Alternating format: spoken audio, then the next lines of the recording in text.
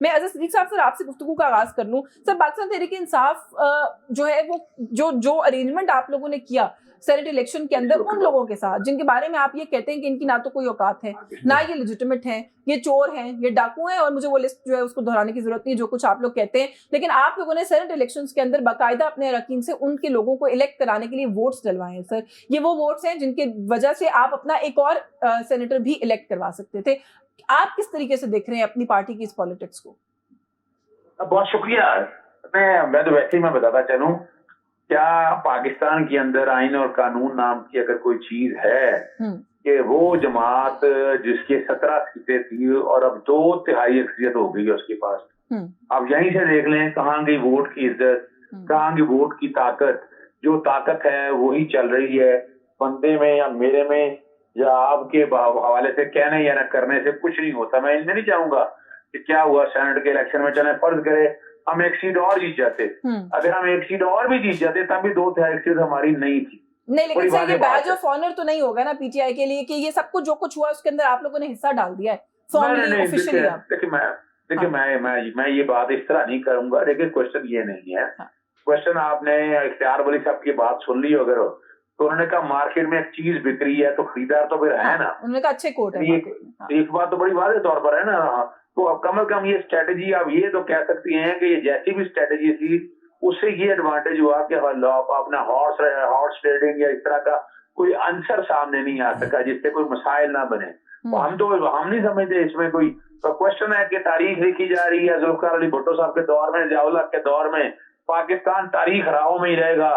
ابھی حمود الرحمان commission report میں یا باقی چیزوں میں لگ یہی رہا ہے, نہیں کچھ ہو رہا تو اس ملک میں جمہوریت پروان نہیں چڑھ رہی, حالات بہتر نہیں ہو رہے. ملک اگر چاہے, اگر یہ سیاسی جماعتیں چاہتی, اب واپس آئیں, سیاسی جماعتیں اگر چاہتی تو بڑا اچھا موقع تھا, بڑا اچھا موقع تھا. چلیں سر اظہر صاحب آپ چڑھ جائے گی جمہوریت پروان, کیونکہ جن لوگوں کو آپ کہتے ہیں کہ فارم 47 کی انلیجیٹمیٹ گورنمنٹ ہے ان لوگوں کو آپ لوگوں نے 2/3 اکثریت دلوا دی ہے, چاہے اب وہ آئین کے ساتھ کچھ بھی کریں. دیکھیں میں یشوین ہمارے کہنے سے کوئی فرق نہیں پڑتا.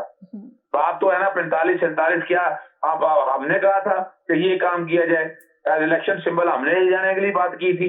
آئینی عدالتیں یہ سارا پروسیس کر کے اب ذرا انصاف تو لے کے دیکھیے عدالتوں میں, بتائیں کون سی عدالت میں انصاف مل رہا ہے عام آدمی کو. چلے میں آپ کی جانب آتی ہوں سر دوبارہ, لیکن یہی بات میں کری ہوں جو آپ کرے گی. یہ سارا کچھ کرتے کرتے یہ کیا ہوا جو اب آپ لوگوں نے کر دیا. میں ذرا حماد صاحب کو گفتگو میں شامل کر لوں. سر سینٹ الیکشن کچھ لوگوں کی اس کے اوپر ایک رائے ہے, وہ یہ کہتے ہیں کہ یہ جو کچھ بھی ہوا اس کو ہمیں اپریشیٹ کرنا چاہیے, کویسچن نہیں کرنا چاہیے. جو بات ابھی اظہر صاحب نے کی نا کہ ہارس ٹریڈنگ نہیں ہوئی, ہم نے اس کا راستہ روک دیا. لوگ کہتے ہیں جی منڈیاں لگ جاتی ہیں, پولرائزیشن پہلے ہی اتنی زیادہ ہے, مزید بڑھ جاتی ہے اگر پارٹی کے اراکین ادھر ادھر سے ٹوٹتے, تو اچھا ہوا کہ اگر ایک فارمولا لگا کے اگری کر لیا. آپ کی کیا اوپینین ہے اس کے اوپر؟ دیکھیں یشفین, سیاسی طور پر تو اظہر صدیق صاحب اپنی پارٹی کے حوالے سے بات کریں گے, نہال صاحب آئیں گے تو اپنی پارٹی کے, میں تو ایز اے صحافی جو صورتحال ہے, کچھ چیزیں سامنے آئی ہیں, کچھ آپٹکس ہیں. ایک تو یہ کہ پی ٹی آئی اس دائرے سے نکل رہی ہے جس دائرے میں وہ مقید تھی گزشتہ 14-15 سال سے, کہ بس جو سیاسی مخالف ہے وہ چور ہے, ڈاکو ہے, لٹیرا ہے, ڈکیت ہے. جو صحافتی مخالف ہے وہ ٹاؤٹ ہے, وہ لفافہ ہے, وہ بکاؤ ہے, وہ جو اس دائرے کو اب آہستہ آہستہ توڑنے لگی ہے پی ٹی آئی. ایک تو انہوں نے ان تمام جماعتوں کے ساتھ مذاکرات کیے جس میں مسلم لیگ نون بھی ہے, امیر مقام کا بیٹا بھی منتخب ہوا, جس میں پیپلز پارٹی بھی ہے, جس میں مولانا فضل الرحمان صاحب بھی ہے.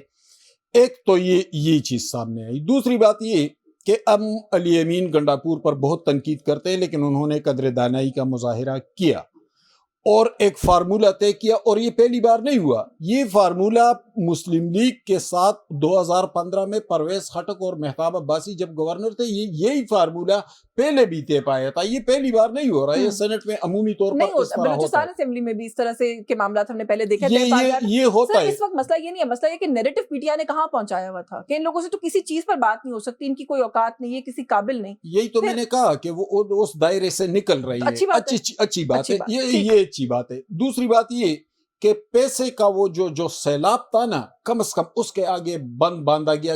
اوپر سطح پر کچھ نہ کچھ لین دین شاید ہوا ہو, لیکن کم از کم ایم پی ایز کی وہ منڈی نہیں لگی. لیکن سر کچھ سینئر تجزیہ کاری کہہ رہے ہیں کہ بڑے معصوم ہوں گے وہ لوگ جو یہ سوچتے ہیں کہ ابھی پیسہ نہیں چلا. نہیں چلا تو ہے, میرے پاس کوئی ایویڈنس نہیں ہے ٹو سے. میں یہی کہہ رہا ہوں یشفین کہ اوپر سطح پر شاید کچھ لین دین ہوا ہو، لیکن جس طرح ایم پی ایز، یعنی یہ میرے علم میں ہے کہ ایک ہفتہ پہلے 3 ایم پی ایز اسی اسلام آباد میں آئے تھے اور وہ سودے کے اس میں تھے کہ کہیں ہمارا سودا ہو جائے. اس ایگریمنٹ کے بعد وہ رک گیا معاملہ. اس ایگریمنٹ کے بعد وہ رک گیا. ایک تو یہ چیز سامنے آئی. دوسری بات یہ کہ نظریات ابھی کہیں دکھائی نہیں دے رہے ہیں، سیاست جمہوریت کہیں دکھائی نہیں دے رہی ہے. یعنی مرزا افریدی کہاں کی سیاست ہے، نور الحق قادری کہاں کی سیاست ہے، دلاور خان کہاں کی سیاست ہے، طلعت محمود کہاں کی سیاست ہے. سیاست تو وہ ہے کہ آپ کے کارکن گراس روٹ لیول سے اوپر آ جائے، وہ اسمبلیوں میں آ جائے، وہ سینٹ میں آ جائے، ان کو نمائندگی ملے، وہ عوام کے ساتھ رابطے میں ہو. طلعت محمود کس کا نمائندہ ہے یا دلاور خان کس کا نمائندہ ہے؟ وہ جن جماعتوں سے پہلے آئے تھے ان جماعتوں کے خلاف بھی گئے جب اشارہ پایا. ابھی اسٹیبلشمنٹ مضبوط ہے. یہ جو فارمولہ طے پایا ہے نا، تو اس کے فوائد کہاں پہنچے؟ اس کے فوائد کیا سیاست اور جمہوریت کو پہنچے؟ کون سا آیا؟ خرم ذیشان آ گیا، عرفان سلیم آ گیا، عائشہ بانو آ گئی؟ نہیں آئے. اس لیے نہیں آئے کہ وہ سیاسی کارکن تھے. کون آیا؟ مرزا افریدی آ گیا، دلاور خان آ گیا، یہ لوگ آئے.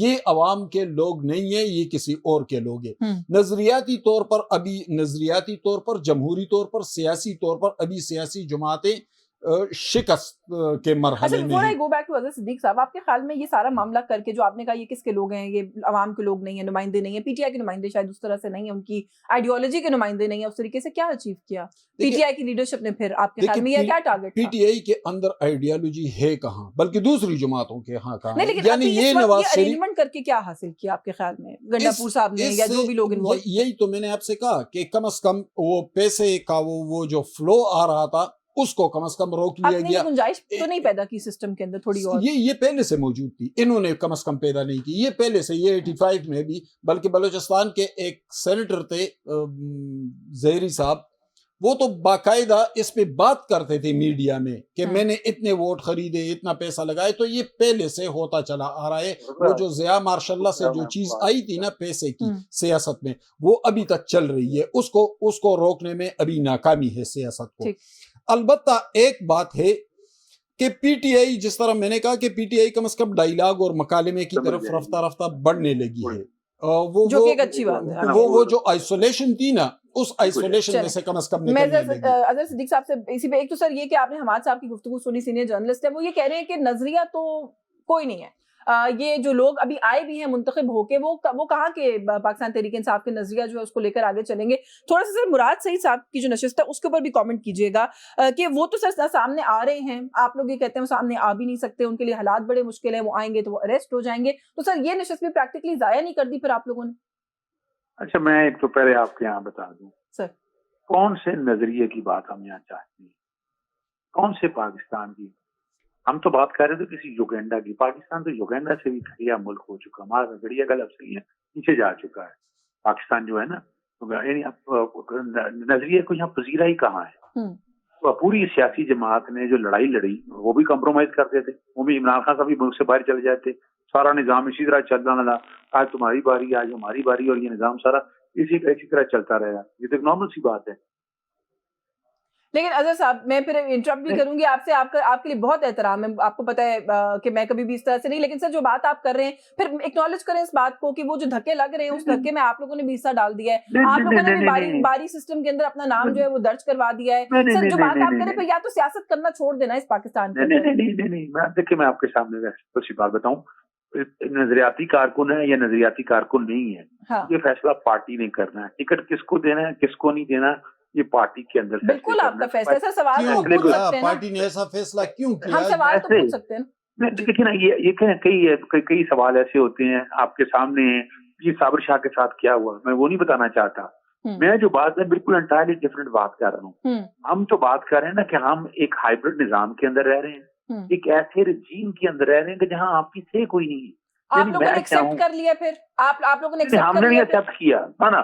ہم نے اگر ایکسپٹ کیا ہوتا تو ہمیں سسٹم کے سامنے جھک جاتے. جھک گئے ہم نے تو 9 میں کیا نہیں، 9 میں سزائیں مل جیسے اور صحافیوں سے پوچھے جھک گئے نا سر. یہ سینیٹ الیکشن میں جو کچھ ہوا جھک گئے. اور مرزا افریدی اور قادری کو کون لے کے آیا؟ دیکھیں نا، نور الحق قادری دیکھیں بڑی، وہ تو عمران صاحب کے کینڈیڈیٹ ہیں. قادری صاحب تو عمران خان کے کینڈیڈیٹ. نور الحق قادری صاحب سے ہماری پارٹی سے بڑا پیار ہے.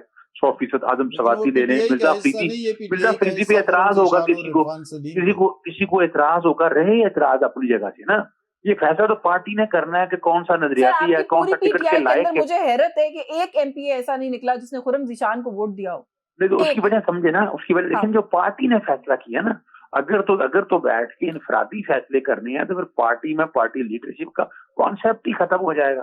क्वेश्चन जो मैं आपके सामने रखना चाह रहा हूँ, पोर्ट्रे करना चाहता हूँ कि पाकिस्तान के मुकद्दर और किस्मत में यही लिखा है, पाकिस्तान मुकद्दर में कोई पढ़ना चाहेगा। बात वहीं आ जाती है ना, आप मेरे सवाल के जवाब में हाँ कह दें ताकि ये डिबेट में आगे लेकर चलूं कि आप लोगों ने मान लिया इस बात को। फिर नहीं माना ना, हमने कहा माना ना, अब आप लोग हमने कहा माना, मुझे सिर्फ इतना बता दे, हमने माना होता तो हम डील कर लेते। अमीर मकाम साहब की साहबजादे को आप लोगों ने वोट डाल दिया सर, पीछे क्या रहेगा? ये कोई नहीं है जो देखें, बात फिर वही है, पॉलिटिकल पार्टी का डिसीजन है, पॉलिटिकल पार्टी का जो डिसीजन है उस डिसीजन पे अमल दरामद